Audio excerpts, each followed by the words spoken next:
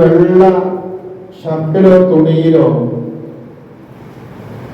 എന്തെങ്കിലും ഒരു കറയുണ്ടായാൽ അത് നിഴലിച്ച് കാണുന്നത് പോലെ ഒരു സത്യവിശ്വാസിയുടെ ജീവിതത്തിൽ എന്തെങ്കിലും ഒരു കറകളുണ്ടായാൽ, എന്തെങ്കിലും ഒരു ന്യൂനതകൾ ഉണ്ടായാൽ അത് സമൂഹത്തിൽ വല്ലാതെ ചർച്ച ചെയ്യപ്പെടും എന്നുള്ളത് ഒരു യാഥാർത്ഥ്യമാണ്. അതവരുടെ ജീവിതത്തിന് വളരെ സ്ട്രെച്ച് ഉണ്ടാക്കുന്ന കാര്യമാണ് എന്ന് നമ്മൾ മനസ്സിലാക്കണം. ഒരു വസ്തുതയും കൂടി നമ്മൾ തിരിച്ചറിയേണ്ടത്, ഒരു ഉപകരണങ്ങളും ഒരു ആധുനിക സജ്ജീകരണങ്ങളും ഇല്ലാത്തൊരു കാലഘട്ടത്തിൽ മൊറോക്കോ മുതൽ ചൈന വരെ ഇസ്ലാം വ്യാപിച്ചിട്ടുണ്ടെങ്കിൽ ആ കാലഘട്ടത്തിലുള്ള ജനങ്ങളുടെ മൂല്യബോധമായിരുന്നു അതിന്റെ കാരണമെന്ന് കൂടി നമ്മൾ മനസ്സിലാക്കണം. എൻ്റെ ജീവിതം എൻ്റെ സന്ദേശമായിരിക്കണം. എന്നിൽ നിന്ന് പലരും എൻ്റെ മതത്തെ സംബന്ധിച്ച് പഠിക്കേണ്ടതുണ്ട്. എന്നിൽ നിന്ന് പലരും മനസ്സിലാക്കണം ഞാൻ ഉൾക്കൊള്ളുന്ന മതം ഇതാണ് എന്ന്. ആ രീതിയിലായിരിക്കണം നമ്മുടെ ജീവിതം. നമുക്കറിയാം, മഹാനായ റസൂലുള്ളാഹി സ്വല്ലല്ലാഹു അലൈഹി വസല്ലമയെ അംഗീകരിക്കാത്തവർ പോലും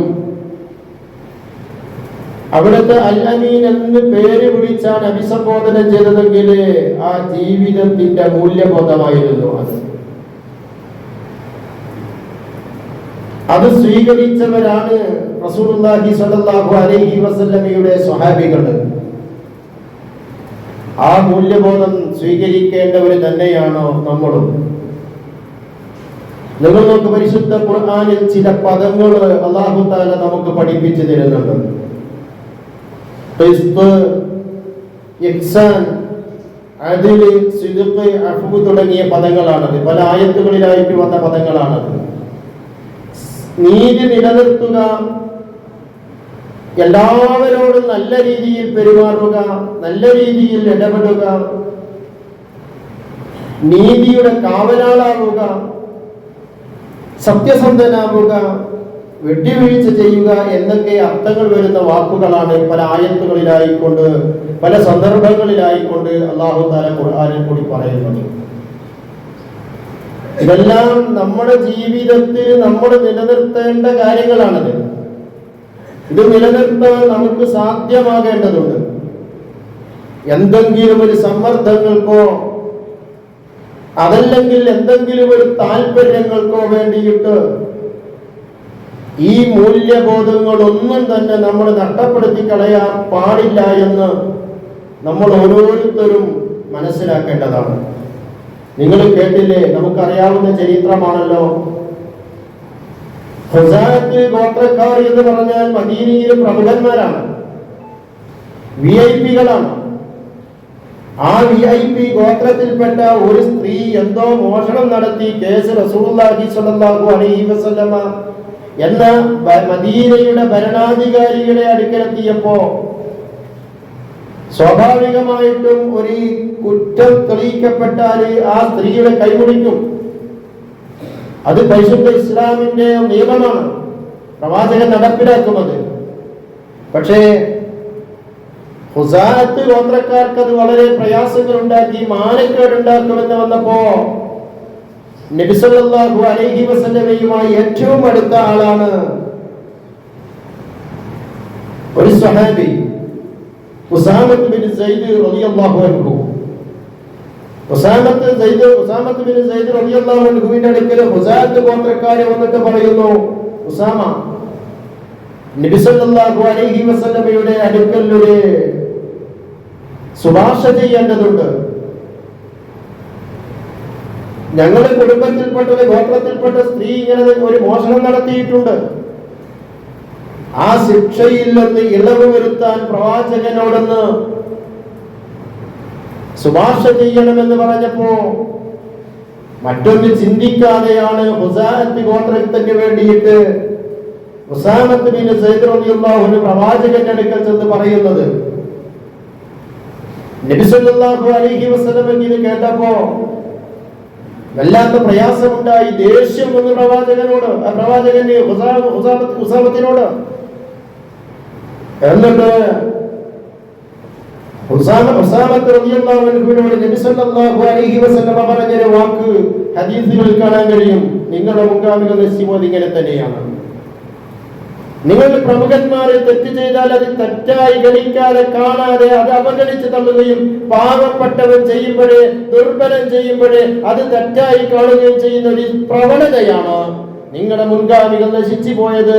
അതുകൊണ്ട് അല്ലാഹുവിന്റെ നിയമത്തിലാണോ താങ്കൾ എന്നോട് ശുപാർശ ചെയ്യുന്നത് എന്ന് പറഞ്ഞുകൊണ്ട് പ്രവാചകൻ സല്ലല്ലാഹു അലൈഹി വസല്ലമ മുഖം ചുവന്നതായിട്ട് ഹദീസിൽ കാണാൻ, ദേഷ്യം പിടിച്ചിട്ട് മുഖം ചുവന്നത് റസൂലുള്ളാഹി സ്വല്ലല്ലാഹു അലൈഹി വസല്ലമയുടെ സ്വഭാവ രീതി മാറിയതായി ഹദീസിൽ കാണാൻ കഴിയുന്നു.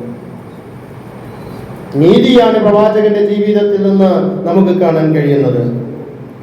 യാ അയ്യുഹല്ലദീന ആമനൂ, സത്യവിശ്വാസികളെ എന്ന് വിളിച്ചുകൊണ്ട് അല്ലാഹു തആല പറയുന്നു, കൂനൂ ഖവ്വാമീന ലില്ലാഹി ശുഹദാഅ ബിൽ ഖിസ്ത്, നിങ്ങൾ നീതി നിലനിർത്താൻ വേണ്ടിയിട്ട് പ്രവർത്തിക്കുന്നവരാകണം, നിങ്ങൾ അല്ലാഹുവിന്റെ സാക്ഷികളായി മാറേണ്ടതുണ്ട്. സൂറത്ത് മാഇദയിലെ 8-ാമത്തെ വചനമാണത്. അതേപോലെ തന്നെ സൂറത്ത് നിസായിലെ 135-ാമത്തെ വചനത്തിൽ അല്ലാഹു പറയുന്നു, യാ അയ്യുഹല്ലദീന ആമനൂ കൂനൂ ഖവ്വാമീന ബിൽ ഖിസ്ത് ശുഹദാഅ ലില്ലാഹ്. തിരിച്ചും മറച്ചും ഒരേ വാചകം തന്നെ അല്ലാഹു തആല പറയാൻ, നീതി നിലനിർത്തുന്ന, നീതിക്ക് വേണ്ടിയിട്ട് നിങ്ങൾ സംസാരിക്കണം, ഇടപെടണം, അതായിരിക്കണം നിങ്ങളുടെ രീതി എന്ന് അല്ലാഹു തആല പറയാം. ഇന്നല്ലാഹ യഅ്മുറുകും ബിൽ അദ്ലി വൽ ഇഹ്സാൻ, അല്ലാഹു തആല നിങ്ങളോട് കൽപ്പിക്കുന്നത് നീതി നിലനിർത്താൻ വേണ്ടിയാണ്, നീതി പറയാൻ വേണ്ടിയാണ്, നീതി ചെയ്യാൻ വേണ്ടിയാണ്, നീതിക്ക് വേണ്ടി സംസാരിക്കാൻ വേണ്ടിയാണ്. വൽ ഇഹ്സാൻ, നന്മ ചെയ്യാൻ വേണ്ടി എല്ലാവരോടും, എല്ലാവർക്കും, സഹജീവികൾക്കും അല്ലാത്തവർക്കും, അല്ലാത്ത ജീവികൾക്ക് എല്ലാം തന്നെ നീതി, നന്മ ചെയ്യണമെന്ന് വിശ്വാസികളായ മനുഷ്യരോട് അല്ലാഹു തആല പറയുന്നുണ്ട്. മാത്രമല്ല അല്ലാഹു തആല വേറെയും പറയുന്നു, കൂനൂ മഅസ്വാദിഖീൻ, നിങ്ങൾ സത്യസന്ധന്മാരുടെ കൂടെ മാത്രമായിരിക്കണം, നിങ്ങൾ കളവ് പറയാൻ പാടില്ല, സത്യസന്ധന്മാരായിരിക്കണമെന്ന് അല്ലാഹു തആല പറയാം. കുലൂ മിമ്മാ ഫിൽ അർളി ഹലാലൻ ത്വയ്യിബ, ഭൂമിയിൽ നിങ്ങൾക്ക് ലഭിക്കുന്ന ഉപജീവന മാർഗങ്ങളിൽ നിന്ന് നിങ്ങൾ ഹലാലും ത്വയ്യിബും, നല്ല വിശിഷ്ടമായതും ഹലാലും മാത്രമേ നിങ്ങൾ ഭക്ഷിക്കാൻ പാടുള്ളൂ. നിങ്ങൾക്ക് അവിഹിതമായ ഒരു സമ്പത്തും നിങ്ങളെ കൈവശം വെക്കാൻ പാടില്ല, നിങ്ങളത് ഭക്ഷിക്കാൻ പാടില്ല, നിങ്ങളുടെ കുടുംബത്തിന് ഭക്ഷിപ്പിക്കാൻ പാടില്ല. ഇത് പടച്ചവന്റെ ഒരു നിയമമാണ്. പലിശയുമായി ബന്ധപ്പെട്ട് അല്ലാഹു തആല വിശ്വാസികളോട് കൂടി പറയുന്നത് അത് നിങ്ങൾക്ക് നിഷിദ്ധമാണ് എന്നാണ്. ഹറാമായ ഒരു സമ്പത്ത് നമ്മളിലെ ഒരു വിശ്വാസിയുടെ കയ്യിൽ ഉണ്ടാകാൻ പാടില്ല, അവന്റെ മക്കൾ ഉണ്ടാകാൻ പാടില്ല. ഇത് ഞാൻ പറയുമ്പോ ഇവിടെ സാന്ദർഭികമായിട്ടൊരു കാര്യം ഓർമ്മപ്പെടുത്താനുള്ളത്, നിങ്ങളെ ആരും ഉദ്ദേശിച്ചല്ല പറയുന്നത്. പൊതുവെ നാട്ടിലുള്ള ഒരു സമ്പ്രദായത്തെ പറ്റിയാണ്, ചില ആൾക്കാർ സ്വീകരിച്ചു വരുന്ന ഒരു സമ്പ്രദായത്തെ പറ്റിയാണ്. ഒരു ബാപ്പാക്ക് 3-4 മക്കളുണ്ട്. ബാപ്പ മുമ്പേ മരിച്ചു പോയിട്ടുണ്ട്. ഏട്ടൻ എല്ലാ സ്വത്തുക്കളെ കൈവശങ്ങൾ വെക്കുകയാണ്. ആരെയും ഉദ്ദേശിച്ചല്ല പറയുന്നത്, അങ്ങനെയാണ് തെറ്റിദ്ധരിക്കരുത്. എന്നിട്ട് അത് വീതം വെച്ച് കൊടുക്കാതെ, വിഹിതം നൽകാതെ അയാൾ ഇങ്ങനെ കൈവശം വെച്ചിരിക്കുകയാണ്. ആയിട്ടില്ല എന്നിങ്ങനെ പറഞ്ഞ് നമ്മൾ മനസ്സിലാക്കണം, ബാപ്പ മരിക്കുന്നതോടുകൂടെ അത് മക്കളുടെ അവകാശമായി വന്നു. ഇനി അതിൽ നിന്ന് ഒരു തേങ്ങ പോലും എടുത്തിട്ടുണ്ടെങ്കിൽ, ഒരു ഉറുപ്പികയുടെ ധനം അവിഹിതമായി വന്നിട്ടുണ്ടെങ്കിൽ പടച്ച തമ്പുരാന്റെ അടുക്കൽ നിന്ന് മറുപടി പറയേണ്ടതാണ്. ഇങ്ങനെ എല്ലാ രംഗത്തും, സാമ്പത്തിക രംഗത്ത് വളരെ സൂക്ഷ്മത നമ്മൾ പാലിക്കേണ്ടതുണ്ട്. നിങ്ങൾ നിഷിദ്ധമായ രീതിയിൽ സമ്പത്ത് നിങ്ങൾ തിന്നാൻ പാടില്ല എന്ന് വളരെ കൃത്യമായി കൊണ്ട് അല്ലാഹു തആല നമ്മളോട് പറയുന്നുണ്ട്. സാമ്പത്തിക രംഗം വളരെ സൂക്ഷിക്കേണ്ടതാണ്. നമസ്കാരത്തിന് ജോറായിരിക്കാം, എല്ലാ ആരാധന കർമ്മങ്ങൾക്കും വളരെ ഉഷാറായിരിക്കാം. പക്ഷേ പലരിലും അവരുടെ സാമ്പത്തിക രംഗങ്ങൾ പരിശോധിക്കുമ്പോൾ വളരെ അബദ്ധമായിട്ട് നമ്മൾ കാണുന്നു, അറിയുന്നു, കേൾക്കുന്നു. വളരെ സൂക്ഷ്മതയോടുകൂടെ നമ്മൾ കൈകാര്യം ചെയ്യേണ്ടതാണ്. വ്യക്തി ജീവിതം വളരെ നന്നായിരിക്കണം. ഞാനുമായി ബന്ധപ്പെട്ടവർക്ക് എന്നെപ്പറ്റി എന്ത് തോന്നുന്നു എന്ന് നമ്മളൊന്ന് വിലയിരുത്തേണ്ടതുണ്ട്. എന്റെ മുന്നിലിരിക്കുന്ന നിങ്ങൾക്ക് എന്നെ പറ്റിയിട്ട് എന്ത് തോന്നും എന്ന് ഞാനൊന്ന് എന്നോട് ചോദിക്കണം. എന്റെ സാമ്പത്തിക രംഗത്ത് നിങ്ങൾക്ക് എന്നെ പറ്റിയിട്ട് നല്ല അഭിപ്രായമായിരിക്കണം. എന്റെ സ്വഭാവം നിങ്ങൾക്ക് നല്ല അഭിപ്രായമുള്ള സ്വഭാവമായിരിക്കണം. എന്റെ സംസ്കാരം നിങ്ങൾക്ക് എന്നെ പറ്റിയിട്ട് നല്ല ഒരു അഭിപ്രായമുള്ള ഒരു സംസ്കാര രീതിയായിരിക്കണം എന്നത്. എന്റെ വ്യക്തിത്വം അങ്ങനെയായിരിക്കണം. എന്റെ തെറ്റ് ഞാൻ ആരെങ്കിലും എന്നോട് സൂചിപ്പിച്ചു കഴിഞ്ഞാല്, അല്ലോട് എന്നെ വ്യക്തമായി പറഞ്ഞു കഴിഞ്ഞാല് ഇത് തെറ്റാണ് എന്ന് പറഞ്ഞാൽ എന്റെ തെറ്റ് തെറ്റായിട്ട് അംഗീകരിക്കാൻ എനിക്ക് കഴിയണം. നിങ്ങളെ ശരിയാണെന്ന് അംഗീകരിക്കാൻ എനിക്ക് കഴിയണം. അതാണ് ഒരു വിശ്വാസിയുടെ മൂല്യം. നിങ്ങൾ നോക്ക്, മദീനയില് ഒരു മോഷ്ടാവിനെ കൊണ്ടുവരുന്നു നബി സല്ലല്ലാഹു അലൈഹി വസല്ലമയുടെ അടുക്കലേക്ക്. മനുഷ്യന്റെ മൂല്യബോധമാണ് നമ്മൾ മനസ്സിലാക്കേണ്ടത്.